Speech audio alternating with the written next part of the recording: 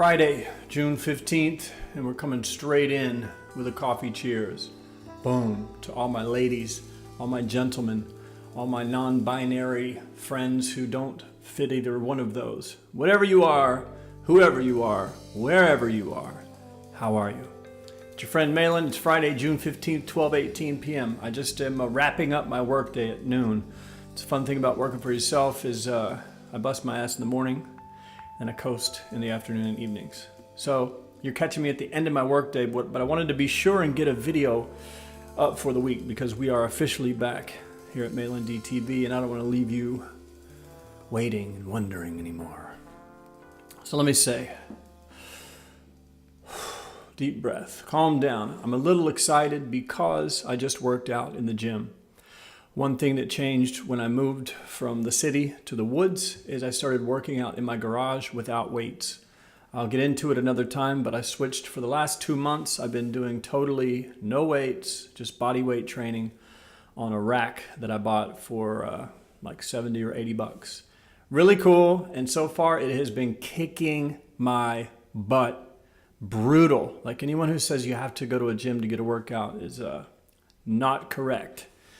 And I'll go over it more in a different video. I actually do have an agenda for today's video, and that is I want to catch you guys up to the written blog that I run at MalanDarras.com, because I've been talking a lot about music, right? I've been working on music a lot, right? And one of the things that happened when I started reconnecting with music was people started getting a hold of me about some of my own old music from bands that I used to be in, that I'm obviously not in at this time.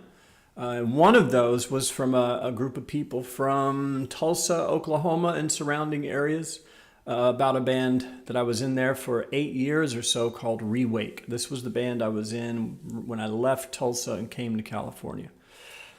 Went for a long time. It was started in Tahlequah, Oklahoma with me and a guy named Brian. We brought in a drummer named Mike. And then throughout the 8 years, by the end of our run, none of the original members, it was just me left with a team of new guys, and the band changed, the music changed. We got better and better and bigger over time. It was a really wild run. And one that, didn't really end in a band breakup. We just I left town and we all stopped talking. Like it was one of those weird kind of things. But anyway, when I started talking about music, people started sending me music. How did this begin? It began on Instagram. Which there's probably a link to my Instagram in the description. But a girl sent me a message about the band. She was a fan of the band and a friend of the band. And she was actually the person who connected us with 311's management, which ended up in us doing a bunch of opening slots for 311 and narrowly missing out on an opportunity to do a nationwide tour with 311. Fell apart at the last minute. It was heartbreaking. But that's not the point of the story. Point of the story is she sent me 2 of our albums digitally that I've never had. Number 1, because I don't think I own the CDs anymore. And number 2, I don't have anything to put a CD into. So people, I would say at least a dozen times a year, people ask me, hey man, where can I find Carnival, which was one of our fan favorite songs? Where can I find that? Where can I buy it? People are searching eBay. They're looking on iTunes and it's nowhere, right? And I talked about that, and she said, well, here. She sent me the files in a Dropbox folder or something and sent me, I believe she sent me Air Bubbles, which was our studio CD, and I believe she sent me the Bohemian Dream EP, which Air Bubbles was a CD we released in 2001. Bohemian Dream EP, I believe, came out in 2006. And I had forgotten about the Bohemian Dream EP because that was recorded at a time when we were pretty messed up, meaning personalities, egos, drinking problems, legal problems. We had a lot of internal problems that really no one ever knew about. We got along pretty good as friends the whole run, but we had our arguments, and then I had my drinking problem, and other members in our group had drinking problems, and we found out that recording that album was difficult and it was never finished. But we did luckily press some versions of the EP before it wasn't finished. We just put them out. And I'm glad we did because it's great to hear. So, long story short, if that's even possible at this point, I'm 5 minutes in. Long story short, I said to some people on Facebook that I now had these files. And then out of nowhere, more people started sending me files, and they had full live shows, 2-hour recordings of our live shows that were recorded through the board. What else was I able to get? Our first live CD called Foreign. Someone sent me the files to an album we did, kind of a rough live album called We As In Me. So I've compiled everything together and put it online for the first time.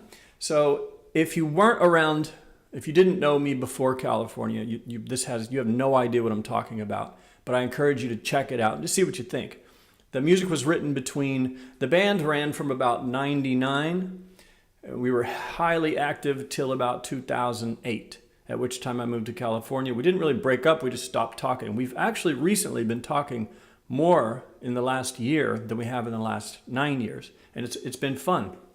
As I got these music files, I let them know. I said, hey guys, check this out.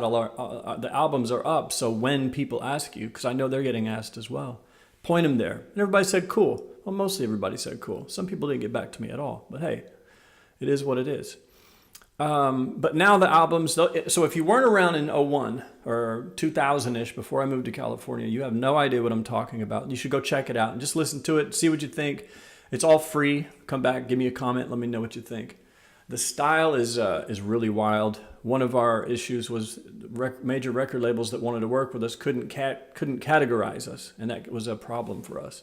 They wanted to put you into a pop machine or the country and western machine or the hip hop machine or the jam band machine or the folk music machine, and we kind of straddled about 3 or 4 genres at once, and it was hard to categorize. And maybe that's just a way I mentally tried to come up with an excuse as for why we didn't take over the world. Who knows? Anyway, the styles are all over the place. If you're into like jazz, world music, reggae, hard rock, it's all in there. Check it out. The address that you can go to check it out is rewake.com, rewake.com, or the Bandcamp URL is rewake.bandcamp.com. And I kept the domain rewake.com all these years because I love the domain. I actually came up for the name of the band while I was in jail when I still lived in Dallas. When I left Dallas, the last thing I did was went to jail for 30 days over a DUI. And then I got out. And the next day I left town, came home because of some things that had happened in my family. And I was struggling pretty hard in Dallas. I didn't have anywhere to live. Things weren't going real well. Then I had some major, a death in the family and a lot of drama that I had to help, that I felt like I wanted to help and take care of. So I left. And while I was in jail, before I left for Oklahoma, I was trying to rethink my life, like start over from scratch. And rewake was just a word I came up with in my notebook in jail. I wrote it down, started drawing it like a logo, and so naturally when I landed in Oklahoma and the band needed a name, I had it. I said, I've got the name. It was already done, and that was it.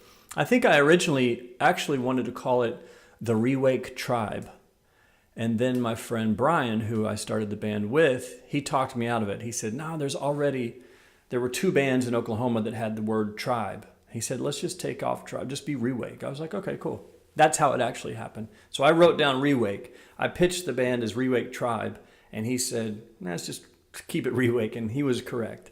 But I've kept the domain forever because it's mine, and I love it. And so it's still active. Right now, it just redirects you to the Bandcamp. But definitely go check it out. I'd be really curious to see what you guys have to say, especially if you've never heard it before. If you were around during those days, this might be a blast for you to listen to it again. Almost everyone that was around during that period, and tons of my Facebook friends and tons of my actual friends, they were all there. They still know the words, and they've been asking me where they can get this stuff for almost a decade. And now I can tell them, go to rewake.com. So it'll be a fun way to either relive a really wild time in my life and a lot of other people's lives. Our shows were crazy.